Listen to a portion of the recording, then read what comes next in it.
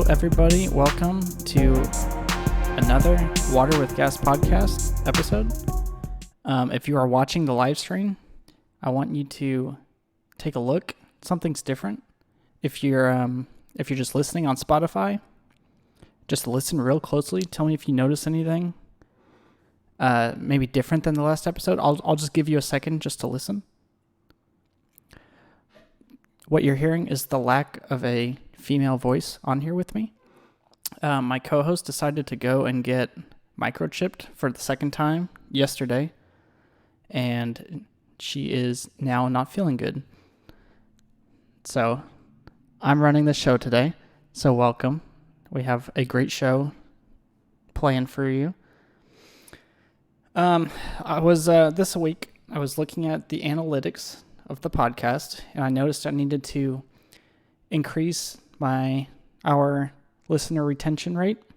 And a great way to do that is to tease something you're going to be talking about later on in the show early on, so that people will stick around until they hear that. So I'm going to tease something. Okay. I have some great news for any 90s kids out there. You're going to want to stick around and listen to this. Okay, got that done. Last week, Madeline and I got our hands on a box of the Topo Chico hard seltzer. We did a video review. You can find that on our YouTube. You can type !Topo in the chat to get the link to that, or just go to the Jackie Sono YouTube page. Overall, we like them a lot. The mango is definitely number one. But go check out the full review and tell us your opinion on it.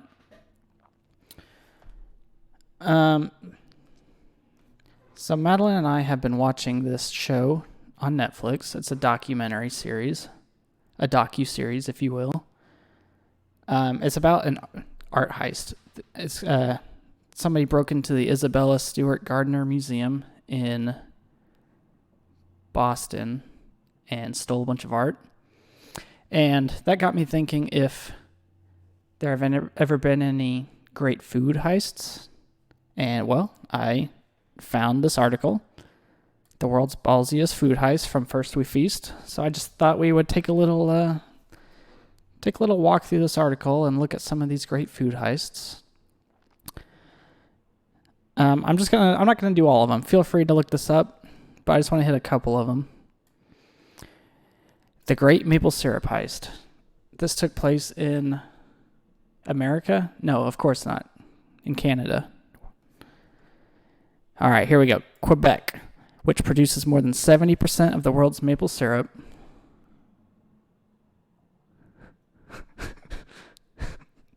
All right, I'm sorry. So anyways, somebody stole, where is it? 10,000 barrels of maple syrup. They rented warehouse space in the same warehouse as, 10,000 barrels of maple syrup. And then slowly over time, they just siphoned out syrup from the barrels until they were able to get away with, $18 million worth. According to this article, 70% of the syrup has been recovered, but that means there's 30% still out there, just this illegal maple syrup. In our country, you might be eating illegal maple syrup. Okay, and then this next one.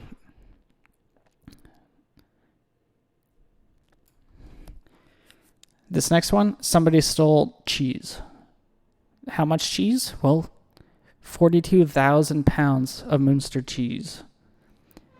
Somebody falsified their paperwork, and they showed up with their truck to, they claimed to be taking the delivery of cheese, and, they did take it. They just didn't take it to the right place. So, let's see. It says here they got out. This was in Wisconsin, of course. They got out with about $200,000 worth of cheese. That's a lot of cheddar.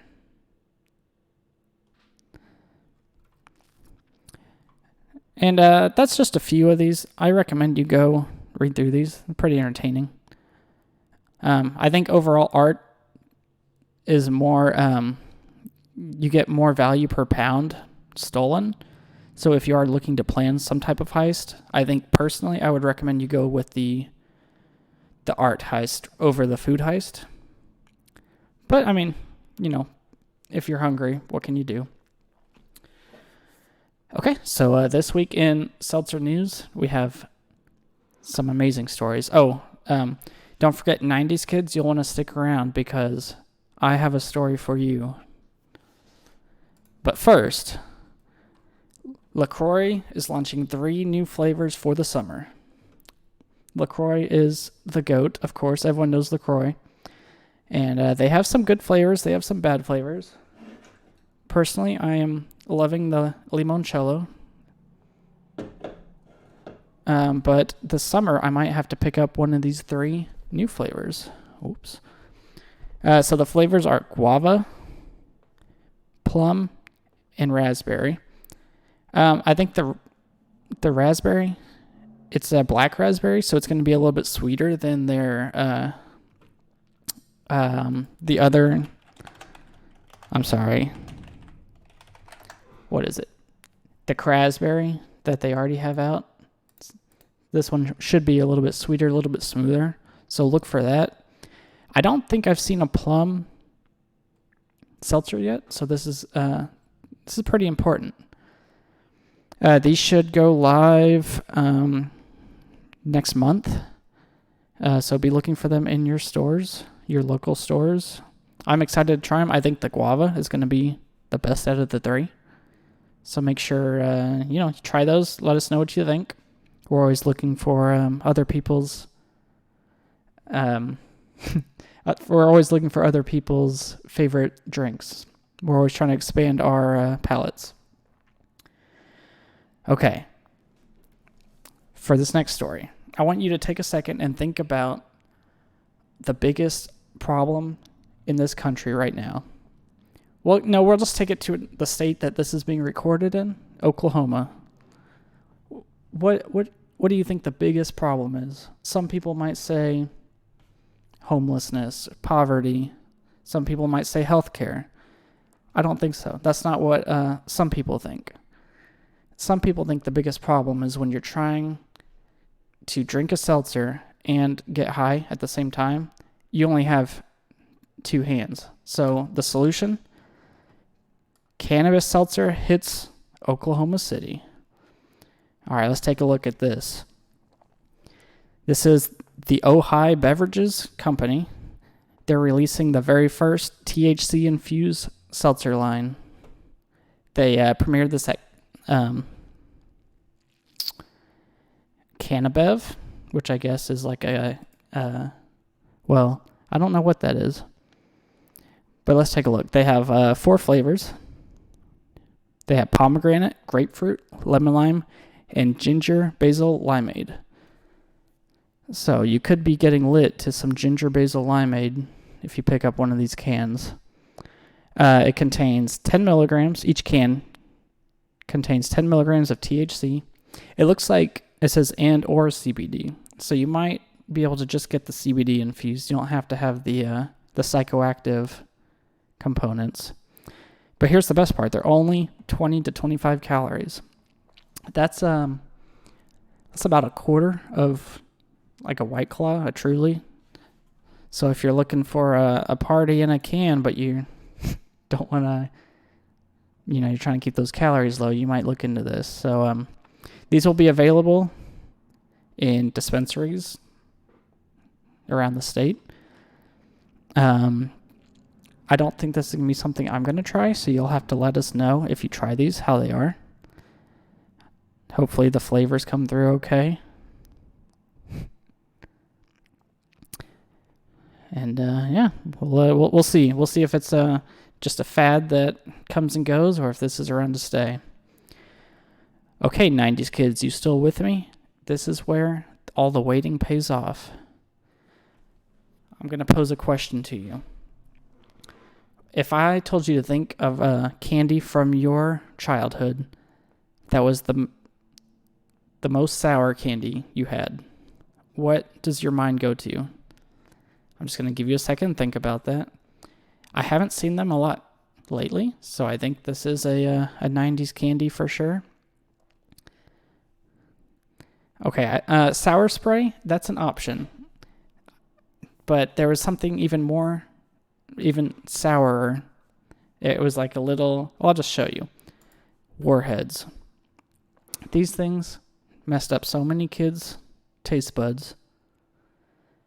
Kids would always try to one-up each other by seeing how many they could take at the same time. So now adults can try to one-up each other because Warheads hard seltzers are going live this year in New York City. So let's take a look at this. These flavors, you have the classic Warheads flavors. You have the black cherry, blue raspberry, lemon, and watermelon. Yeah, they're coming out this year. I expect them to be pretty sour. The nutrition facts, they are 5% alcohol. I don't personally see anybody drinking a lot of these, but I'll admit I was the kid that I would cut a Warhead in half, just take it easy on me. I'd make my brother lick off the sour part, and then I'd just take the sweet inner part because I don't really like sour. So I would probably try one of these, but I don't think they're for me. But yeah, these are probably going to be a hit. So they're from Brewworks in New York, from a craft brewery there. So for our listeners in New York, try these out. Let us know how they are. I would love to hear your opinion on them.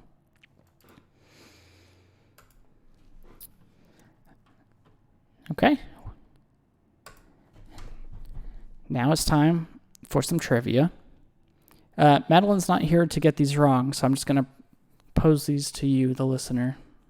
Try to answer them. And if you get it right, send us an email at waterwithgaspodcast@gmail.com. And we will give you a thumbs up. So the first question is, how much CO2 is in a can of seltzer? This is going to be measured in grams per liter. If you are watching live right now, feel free to type your guess in the chat. So in a 12-ounce can of seltzer, how much CO2 is in there? I'm going to give you the answer in 5, 4, 3, 2, 1. So some people guessed 5 grams per liter. The answer is 7 grams per liter. So that was very close. If you guessed 7 in your head, let us know. We will make sure to give you a thumbs up.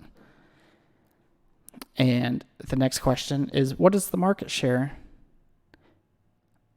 of LaCroix?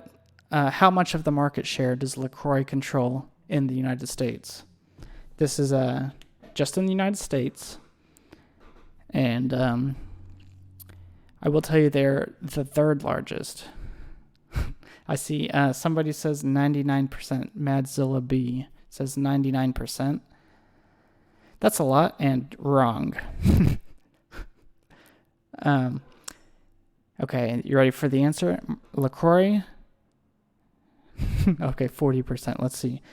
LaCroix controls 12.6% of the U.S. market share.